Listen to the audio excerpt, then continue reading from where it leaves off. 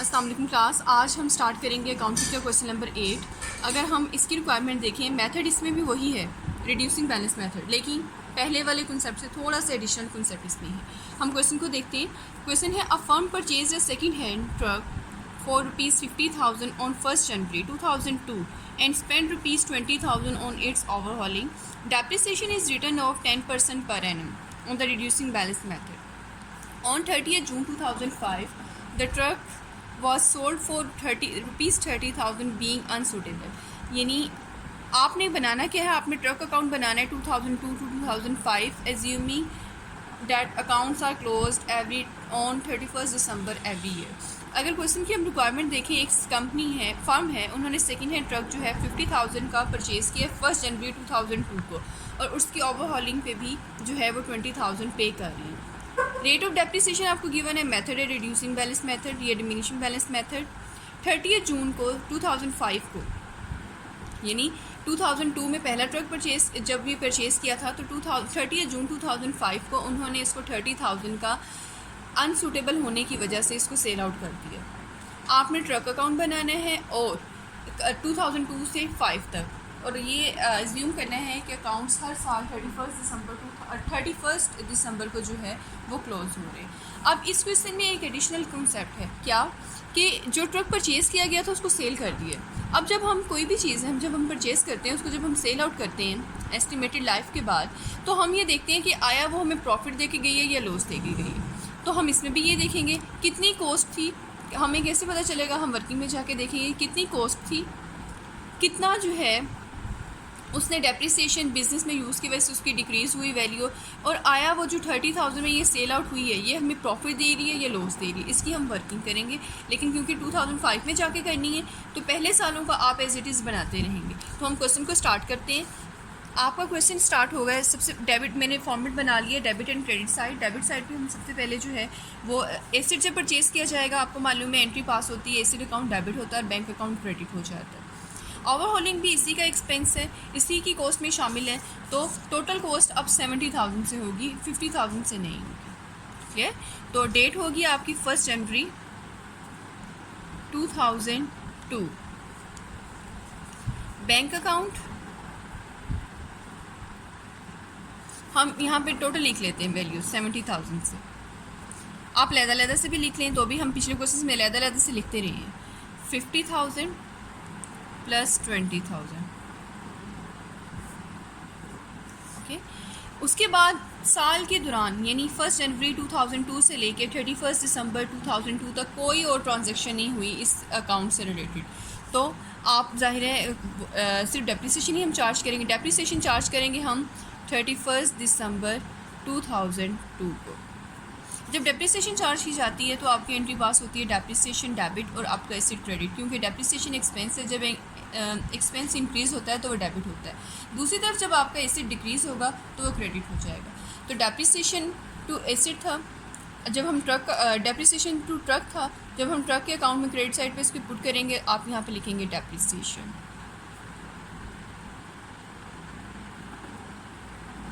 आपने 70,000 पे चार्ज करनी है और 10% उसने आपको रेट बताया, आप 70,000 पे चार्ज करोगे, इट विल बी 7,000, यानी 7,000 से एसिड की वैल्यू में पहले साल में डिक्रीज़ हो गया। और कोई ट्रांजैक्शन नहीं है, हम बुक्स ऑफ अकाउंट्स को क्लोज कर देंगे।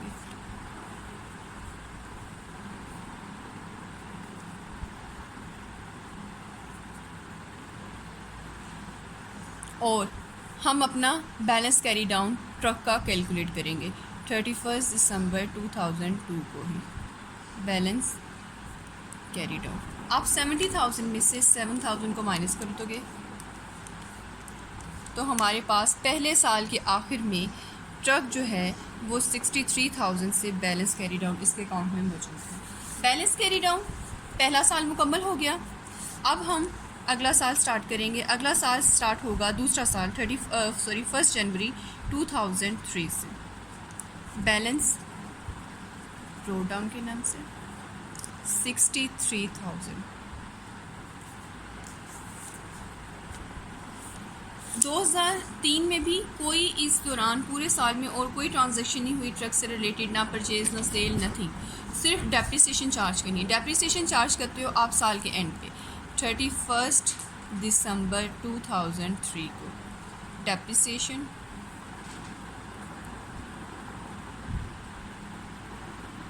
अब क्योंकि आपका रिड्यूसिंग बैलेंस मेथड है, रिड्यूसिंग बैलेंस मेथड आपको मालूम है, आप बुक वैल्यू पे जो है वो कैलकुलेट करते हैं, वो है 63,000। आप लोग 10 divided by 100, it will be 6300। यानी दूसरे साल में ट्रक को इस्तेमाल करने की वजह से 6300 की उसकी वैल्यू रिड्यूस हो गई है। और कोई ट्रांजैक्शन नहीं है, ज़ाहिर है हम बुक्स ऑफ अकाउंट्स को क्लोज कर देंगे इसके।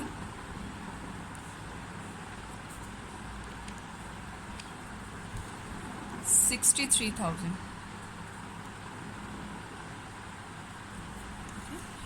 तो हम बैलेंस कैरी डाउन अपना कैलकुलेट कर लेंगे ट्रक का 31 दिसंबर 2003 को।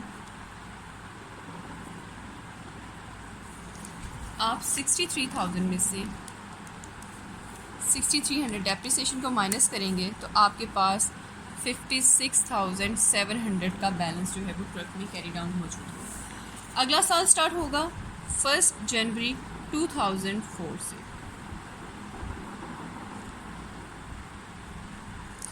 $56,700। ठीक है, 2004 में कोई ट्रांजैक्शन नहीं हुई है, 2005 में इस ट्रक को सेल आउट किया जा रहा है, तो हम सिर्फ डेप्रिसिएशन चार्ज करेंगे, वो भी साल के एंड पे। साल का एंड होगा 31 दिसंबर 2004 को।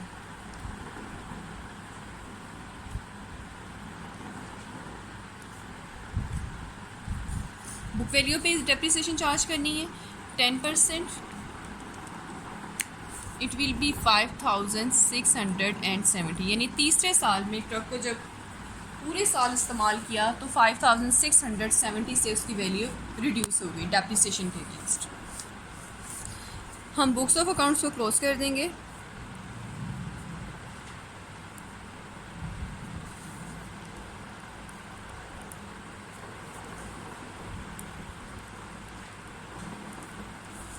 आप माइनस करेंगे 56,700 की जो बुक वैल्यू थी उसको, जब आप डेप्रिसिएशन उसमें से माइनस करेंगे तो आपके पास ट्रक का बैलेंस मौजूद होगा 31 दिसंबर 2004 को।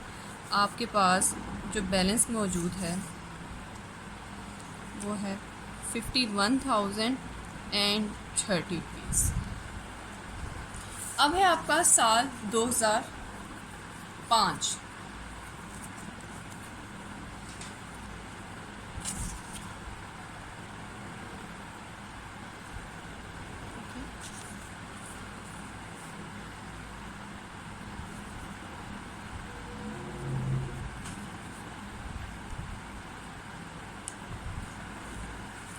2005 में, अब अगर हम क्वेश्चन की तरफ दोबारा आएँ, 2005 में उन्होंने ट्रक को सेल आउट कर दिया है 30 जून 2005 को for 30,000 being unsuitable. Okay, unsuitable होने की वजह से उन्होंने ट्रक को सेल आउट कर दिया। आपको मालूम है जब आप एसिड को सेल आउट करते हो तो आपकी एंट्री क्या पास होती है, आप क्योंकि एसिड आपका डिक्रीज़ हो जाएगा, जब भी आपका एसिड डिक्रीज़ होगा वो तो क्रेडिट हो जाएगा, उसके अगेंस्ट आपका बैंक अकाउंट इंक्रीज़ होगा। यानी जब आप एसिड को सेल आउट करते हो तो आपको कुछ अमाउंट रिसीव होती है, बैंक अकाउंट तो आपका इंक्रीज़ हो जाएगा, दूसरी तरफ आपका एसिड भी डिक्रीज़ हो जाएगा 30,000 से।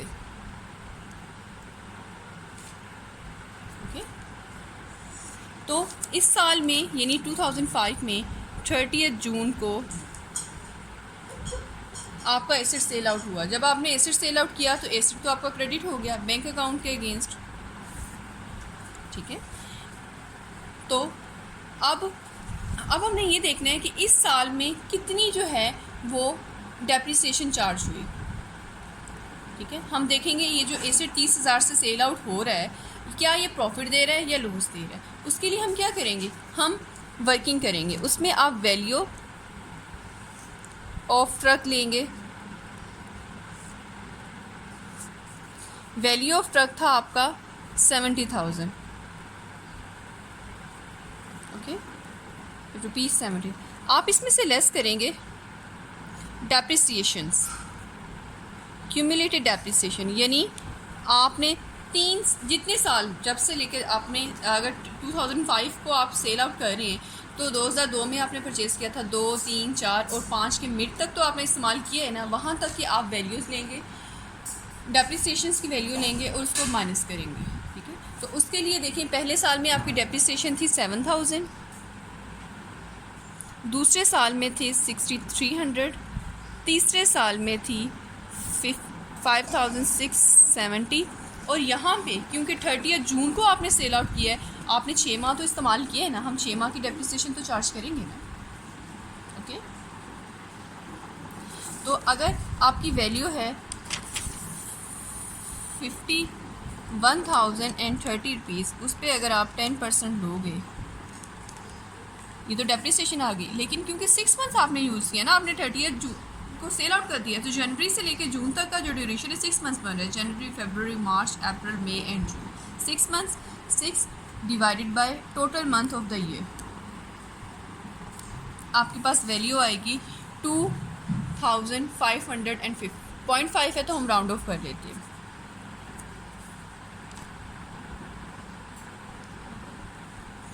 इन सबको हम सम अप कर लेंगे, 7000 प्लस 6300 प्लस 5670 प्लस 2552 आपके पास जो क्यूमुलेटेड डेप्रिसिएशन आई वो हुई आपकी 21,522। ओके, अब ये तो थी उसकी डेप्रिसिएशन।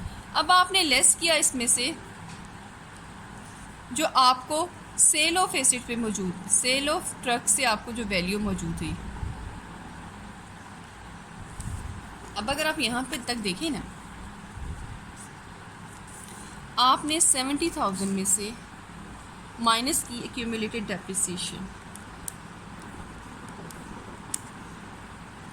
ठीक है, यानी 3.5 साल तक 1 जनवरी 2002 से लेके 30 जून 2005 तक जो आपके पास एसेट की वैल्यू मौजूद है ना, वो है 48,476। डेप्रिसिएशन को माइनस करने के बाद जो हमारे पास वैल्यू आती है वो यही आती है ना, हमारी जो उस टाइम तक एसेट की वैल्यू मौजूद होती है। जब आप टोटल जो आपकी ओरिजिनल कॉस्ट थी उसमें से आप डेप्रिसिएशन को माइनस करते हैं तो आपके पास बुक वैल्यू आती है। यानी इस टाइम मार्केट में जो आपका ट्रक है वो 48,478 का मौजूद था, लेकिन उसको सेल आउट कितने में किया, जस्ट 30,000 में। तो आपको लॉस कितने का हुआ, 18,478 का। क्लियर, सेल हुई है आपकी 30,000 से, तो हम इसको माइनस कर देंगे। अब इसकी प्रॉपर वर्किंग कर लेते हैं। 70,000 इसमें से आप माइनस करोगे accumulated depreciation of the year, 48,000 से आपके पास वैल्यू मौजूद है,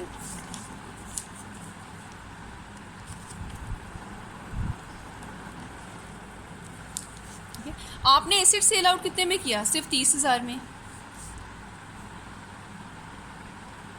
यानी उस टाइम एसेट की वैल्यू कितनी मौजूद थी, कितनी वैल्यू का वो एसेट था, 48,478 का, लेकिन आपने सेल आउट कर दिया 30,000 में। जाहिर है आपने लॉस में सेल आउट किया ना। एक एसेट ऐसा है जिसकी वैल्यू ज़्यादा थी, आप उसको कम में सेल आउट कर रहे हैं, तो वो जो कम में आप सेल आउट कर रहे हैं वो वैल्यू कितनी होगी वो हमने यहाँ पे कैलकुलेट करनी है, which is 18,478। It is loss. और वो लॉस कैसे है मैंने आपको बता दिया, वैल्यू इस टाइम ज़्यादा है इस ट्रक की, लेकिन आपने जब बेचा तो आपने कम वैल्यू में बेचा, तो इसलिए ये हमारा लॉस होगा, loss on sale of truck.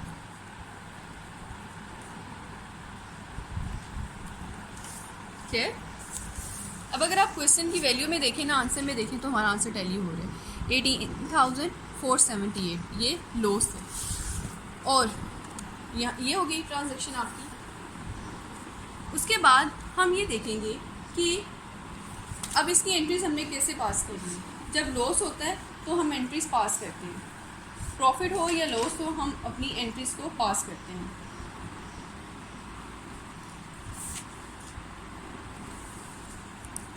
Profit जब भी होता है, प्रॉफिट की नेचर होती है, जब भी प्रॉफिट आपको होगा तो वो क्रेडिट होगा, लेकिन जब लॉस होगा, लॉस विल बी डेबिट। हो किसके अगेंस्ट रहा है? ट्रक के अगेंस्ट रहा है। यानी 48,478 में से जब आपने 30,000 को माइनस किया, हमें पता चला हमें लॉस कितना हुआ? 18,478। आप अकाउंटिंग कर रहे हैं, अकाउंटिंग में आपको हर ट्रांजेक्शन रिकॉर्ड करनी पड़ती है। आप रफ में जाके इसकी एंट्रीज कर लेंगे, या आपको मैं रफ में इसलिए करवा दूँगी ताकि आपकी इस पर ग्रिप हो। जब आपका लॉस होगा, आपकी एंट्री पास होगी profit and loss account debit, और क्रेडिट आप किसको करेंगे? किसके अगेंस्ट आपको ये लॉस हुआ है? ट्रक के अगेंस्ट। कितनी वैल्यू? 18,478, 18,478। ओके, अब जाहिर है हमने ट्रांजेक्शन्स तो ये कर रहे हैं। आपने जब इस ट्रक को सेल आउट किया था तब भी आपने एक एंट्री पास की, फिर जब आपको लॉस हुआ आपने तब भी एंट्री पास की। ये प्रॉफिट होता तो जाहिर है हम तब उसको भी रिकॉर्ड करते हैं। अब हम इन ट्रांजेक्शन को लेजर्स में पुट तो करेंगे ना, तो जब आप लेजर में इसको पुट करोगे,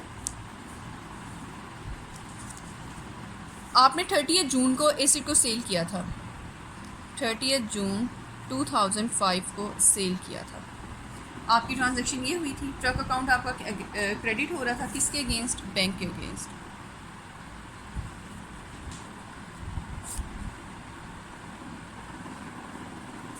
ओके, और अगली ट्रांजैक्शन क्या थी? आपको लॉस हो रहा है। जब आपने 30 जून को सेल आउट किया तो आपको प्रॉफिट नहीं हुआ बल्कि लॉस हुआ। लॉस के अगेंस्ट आपका ट्रक क्रेडिट हुआ।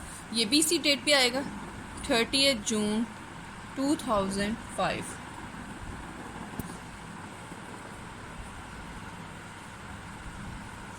Profit and loss account 18,470।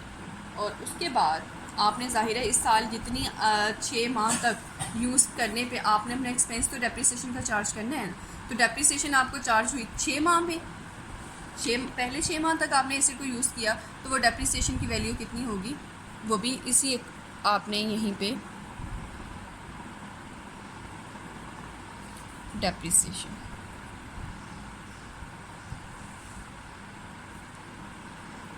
ठीक है, वो मैंने आपको जो वर्किंग करवाई थी मैंने आपको बता दिया था 2,552 रुपीज़ की जो है वो डेप्रिसिएशन की रुपीज़ थी। हम अकाउंट्स को क्लोज कर देंगे और तो हमारी कोई ट्रांजैक्शन नहीं है।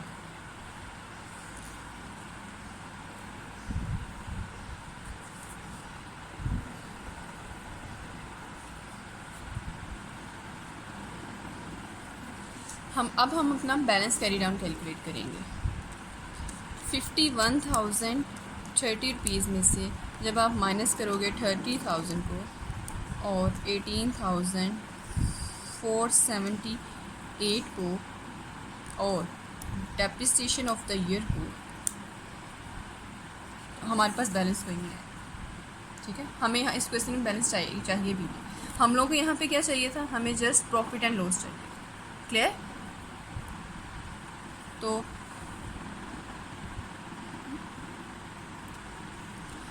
क्वेश्चन हमारा हो गया कंप्लीट।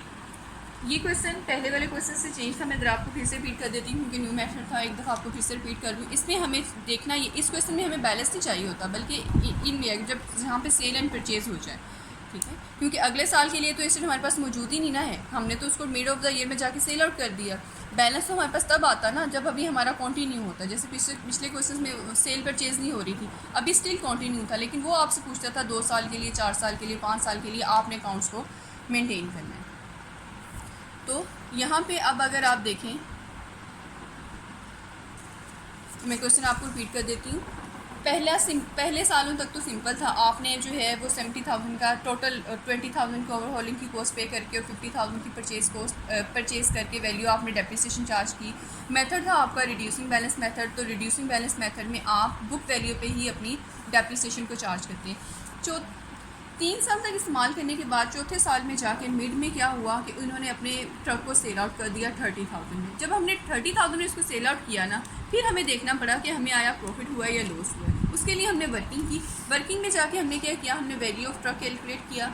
उसमें गिवन था हमने डेप्रिसिएशन यानी अब अगर वैल्यू उस टाइम ट्रक की परचेज प्राइस थी, ओरिजिनल कॉस्ट थी 70,000, हम ये देखेंगे कि जिस टाइम सेल आउट किया उस टाइम उसको इस्तेमाल करने की वजह से उसका डिक्रीज़ इन वैल्यू कितनी थी, और वो आपको मालूम है decrease in value in monetary term depreciation होती है। हमने 4 सालों तक की डेप्रिसिएशन कैलकुलेट कर ली।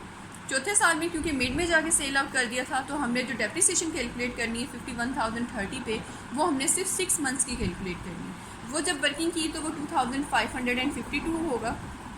हमने उसको माइनस किया डेप्रिसिएशन को और लेस किया हमने सेल वैल्यू ऑफ ट्रक को, तो हमें पता चला कि हमारा लॉस हुआ है। वो हमें लॉस का कैसे पता चला, क्योंकि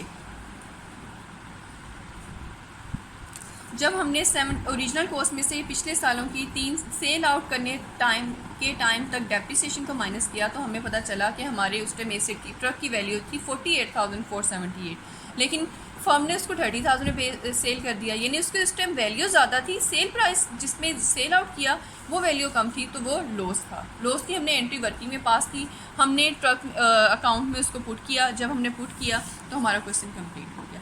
इस क्वेश्चन में बैलेंस जहाँ पे सेल परचेज हो जाए, जहाँ पे एसेट को सेल कर दिया जाए, वहाँ पे बैलेंस कैरी डाउन नहीं होगा, क्योंकि आगे इस्तेमाल के लिए एसेट मौजूद ही नहीं है।